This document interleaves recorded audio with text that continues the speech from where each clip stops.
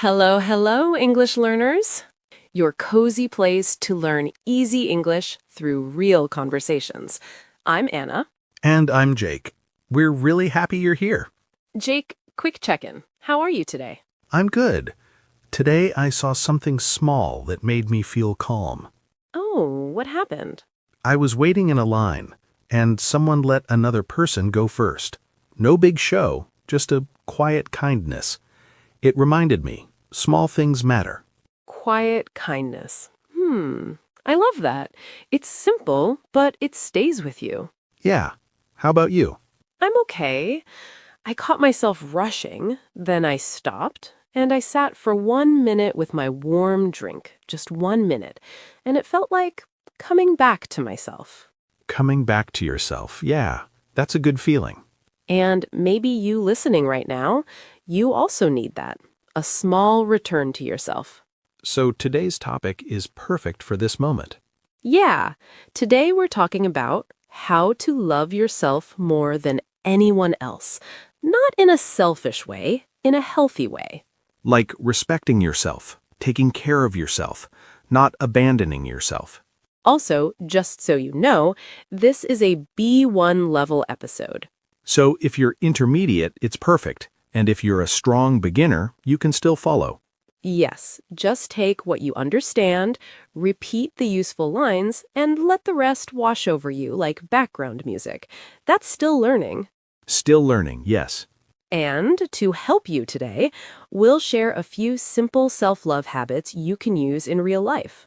Like what to say to yourself on a bad day, how to set boundaries, and how to stop being so hard on yourself, step by step. And we'll use real-life situations like work, family, friendships, messages, and daily moments, so it feels practical, not theory. And quick reminder, if you enjoy our episodes, please like and subscribe. It really helps the English Leap podcast grow. And leave a comment after you listen. What is one small way you want to be kinder to yourself this week? Even one sentence is perfect. And because this is the English Leap podcast, At the end, we'll do a short, calm word tour. that means we'll slow down, collect the key words and phrases from today, and explain them with simple examples so they stay in your English. Okay, before we begin, take one slow breath in and out. No pressure. You don't have to become perfect today. Just be here with us. All right, let's start with the first idea. And please, don't rush yourself while you listen. Just stay with us. Yeah, let the ideas land slowly. No rush. And the first thing we want to share is simple, but it changes a lot. Okay, I'm listening. Here's a simple truth. The way you treat yourself becomes your standard. Yeah, it's like the invisible rules you live by. You don't announce them, but people feel them. Yes, totally. It's almost like an inner price tag. Not money, but value. Oh, I like that. Because when you value yourself clearly, other people usually follow your lead. Right. But when you don't, you start teaching people something without meaning to. Like when you keep saying yes, even when you want to say no. Yes. People learn, oh, Anna is always available. And at first, it sounds like a compliment, doesn't it? Helpful, kind, reliable. Yeah, but then it turns into a habit. And habits turn into roles. Suddenly you're the yes person, even when you're exhausted. Right. And one day you're tired, overwhelmed, and you think, how did I get here? Yeah, I've been there too. Can I share a small story? Please, go ahead. A few years ago, a friend used to message me late at night. Not every day, but often. And I would reply even when I was half asleep. And I kept telling myself, it's fine, I'm just being nice. But slowly, it started to wear me out. Oh, yeah. That kind of nice starts stealing your rest, like your energy is leaking little by little. Exactly. And then one night, I didn't reply for 1 hour, just 1 hour. And the next day, my friend said, "Where were you?" in a serious tone, like I had done something wrong. Oof, that moment. Because you realize the expectation is already there. Yeah, I trained people to expect instant access to me. I didn't plan it, but I taught it. So, the lesson isn't stop being kind. The lesson is kindness needs a limit. Kindness needs a line. Yes, that's the word. Boundaries. In English, boundaries means your personal limits, what is okay and what is not okay. And boundaries aren't walls. They're more like doors. Yeah, doors. You can still be warm, but you're also in control. You decide who comes in, how long they stay, and what behavior is allowed inside. And you decide when to close the door so you can rest. And here's the interesting part. When you set a boundary, some people suddenly get uncomfortable. Yeah, especially the people who benefited when you had no boundaries. And it doesn't mean they're evil. It just means they're not used to your new standard. 100%. New standard and a calmer you. And when you raise your standard, something inside you has to change first. Yeah, because boundaries aren't only about other people, they're also about what you believe you deserve. Right. And that brings us to something deeper. Your worth is not up for discussion. Mm-hmm. Let's talk about self-worth. Self-worth means you believe you have value as a human being, even on your bad days. Yeah, not only on your good English days or your super productive days. Exactly. Not only on the days when you look perfect and do everything right. A lot of people connect their worth to money, looks, or approval. That word, validation.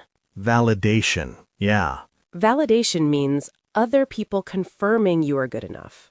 And validation feels nice, of course, but if you need it all the time, you become fragile. Because if someone doesn't like you, you crash. If someone criticizes you, you feel small. I remember once I posted something online, a small thing, and one person wrote a rude comment. And my mood changed instantly, like they had a remote control for my feelings. Oh, wow, that's such a clear image. One click and your whole day shifts. Yeah, and then I realized, wait, why does one stranger have this power? Because you were borrowing your worth from outside. Right. So here's a sentence you can keep. My worth is not up for discussion. And here's another one. I am enough, even while I'm improving. Wow, that line feels like a deep breath. And when you start believing that, you stop living for the audience. Stop living for the audience. Yeah, that feels light. And then you can finally meet yourself. Yes, and meeting yourself is where self-love really starts. Not with big words, but with honest noticing. Right. Like you stop performing and you start paying attention. And this is where it gets really personal. Yeah, knowing yourself comes first. Self-awareness first. Okay, Jake, question. How do you love yourself if you don't even know yourself? Exactly. You can't. This is where self-awareness matters. It means you notice your feelings, your triggers, your needs. And I like the word trigger because it's like a button. Something happens and boom, you react. A button. I like that. Like someone says one sentence and suddenly you feel angry or sad or insecure. Yeah. So a simple exercise. Ask yourself, what drains me? What gives me energy? Drain means it takes your energy away slowly, like a phone battery going down. Yeah. For example, doom scrolling drains me. Same. Also, some people drain me. Yep. Some conversations feel like a battery thief. A battery thief. It's funny, but it's also true. And self-awareness is noticing that without judging yourself. Exactly. You don't say, I'm weak. You say, oh, this drains me. I need to protect my energy. So try small, quiet moments. Journaling, walking, even just sitting without your phone. It's like cleaning a window. When the window is clean, you can see clearly. When it's dirty, everything looks cloudy. Yeah, when your head feels cloudy, your decisions get messy too. So we're not trying to be perfect. We're trying to see ourselves clearly. And once you start seeing yourself clearly, you notice another habit, a very common one. The sorry habit. Yeah, And it's so common that people don't even notice they're doing it. I agree. It becomes automatic, like a reflex. Like you're making yourself smaller before anyone even asks you to. Yeah. So stop apologizing for existing. Because it sounds small, but it changes a lot. And you see it everywhere. People saying sorry for normal things. Sorry I'm talking. Sorry I'm asking. Sorry I'm tired. Of course, apologize when you make a real mistake, but don't apologize for being human. Because when you apologize too much, you send a message, I don't deserve space. And you do deserve space. Yeah, and this reminds me of a coworker I had once, really kind, but every message started with sorry, even when they were helping me. And I remember thinking, you don't need to shrink. You don't need to shrink. Yeah, that's the feeling. Because sorry can become a way to ask permission to exist. And the right people won't ask you to disappear. And when you stop shrinking, something else shows up. The inner critic. Yeah, it's like the moment you finally stand up a little straighter, that voice goes, wait, who do you think you are? Exactly. And that's why we need to talk about negative self-talk. Yes, fixing negative self-talk. Let's go inside the mind. Yeah, inside the head. The inner critic is that voice that says, you're not good enough. You always fail. And the scary part is, we start believing it. Like it's a fact, not just a thought. And once you believe it, you start acting smaller again. So here's a simple trick. Talk to yourself like you talk to a friend. Because you would never say to your friend, you're useless. But we say it to ourselves so quickly, like it's normal. It's like living with a bully, but the bully is in your own mind. Oof, a bully. Yeah. And that's the hard part. You can't walk away from it because it's inside. So we have to change the voice. When you catch a negative thought, don't fight it aggressively. Just question it. Like, is this a fact or is this fear? That one question saves people. Yeah, because fear is like fog. It makes everything look bigger and scarier. Ooh, fog, yes. My mind becomes a drama director. One small mistake and it's like, okay, it's over. And facts are like flashlights. They show what is real. So when you make a mistake, don't use it as proof you're bad. Use it as information. Yeah, like feedback. Like, okay, noted. Next time I do it differently. That's it. Mistakes are stepping stones. They are not your identity. And once your inner voice becomes kinder, boundaries become easier. Yes, because now you're not setting boundaries with anger, you're setting them with self-respect. Yeah. And self-respect changes the feeling of no. It stops being a fight and becomes a choice. Right, and this is where many good people struggle, not because they don't know what to do. But because they feel guilty when they finally do it. Yes, boundaries without guilt. Many listeners are people pleasers. People-pleasing means you try to keep everyone happy, even if you suffer. And you feel guilty when you say no. That guilt can feel so loud. Yeah, guilt has a big mouth. You're bad. You're selfish. But saying no is not cruel. Sometimes it's caring. Here are simple no sentences you can borrow. I can't today, but thank you for asking. I'm not available this week. I need to rest tonight. Notice, short, clear, kind. No long explanation. True, because over-explaining is a trap. Totally. A sticky trap. It turns into a 5-page essay called, Please Still Like Me? True. And when you start saying no, something surprising happens. You get space. Yeah, and in that space, you can finally feel joy again. Because joy needs room. When your life is too crowded, even good things can't breathe. Yeah, that's so true. When you're always running, always pleasing, always explaining, you don't even notice the small good moments. Exactly. And once you have space, you remember something important. Yes, you remember that happiness is not a luxury. Some people treat happiness like dessert, maybe later. Right, like it's a reward, but happiness is part of health. And you don't need a perfect life to feel small joy. Yeah, small joy counts, like a slow coffee, a short walk, a clean room, a good song. A message from a friend, sunlight on your face, a laugh. Mm-hmm. Those little moments matter. And this is important. Don't let society define happiness for you. Because one person's dream can be another person's nightmare. Absolutely. So ask yourself, what makes me feel alive? And sometimes the biggest reason we delay happiness is because we are chasing perfection. Perfection. Like you tell yourself, when I fix everything, then I'll rest, then I'll be happy. Yeah, I know that voice.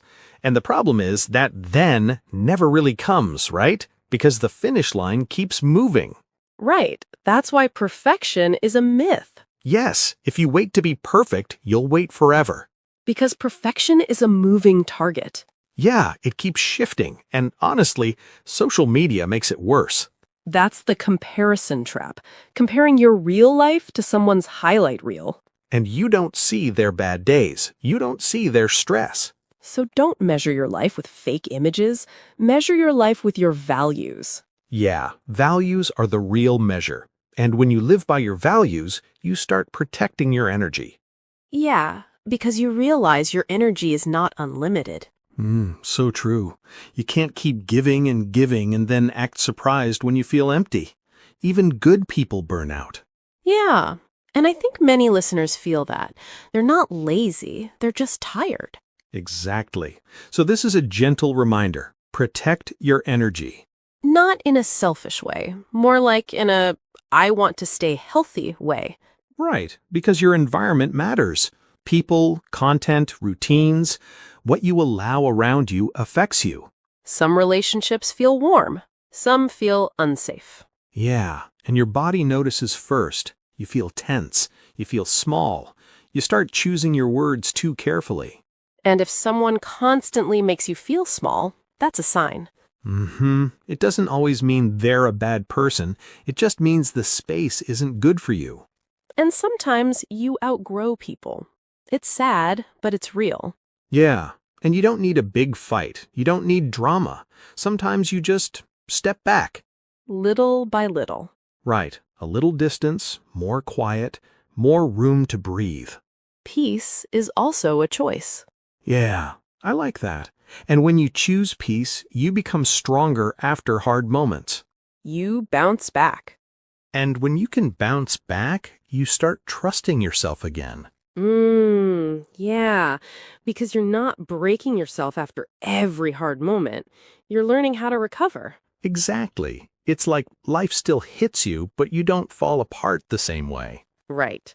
So let's talk about that recovery, that bounce back feeling. Yeah, bounce back. Bounce back means you recover after something hard, like failure, rejection, or just a bad week. And I like this phrase because it doesn't mean nothing hurts. It just means you come back. Yes, and people who love themselves bounce back faster because they don't punish themselves with shame. Yeah, they don't do that long, I'm worthless speech in their head. Instead, they say, okay, that was hard, but I'm still here.